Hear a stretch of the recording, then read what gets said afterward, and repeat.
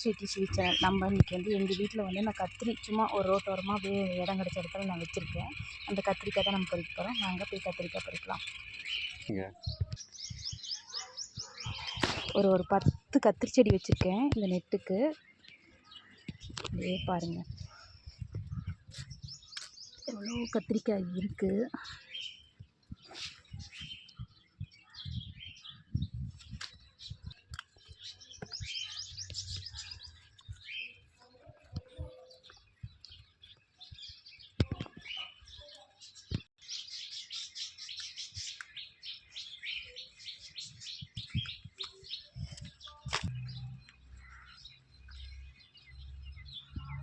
இப்போ செடியில் பொறிச்ச காய் இதெல்லாம் கிட்டத்தட்ட 1 கிலோ காய்க்கு மேலேயே இருக்கும்.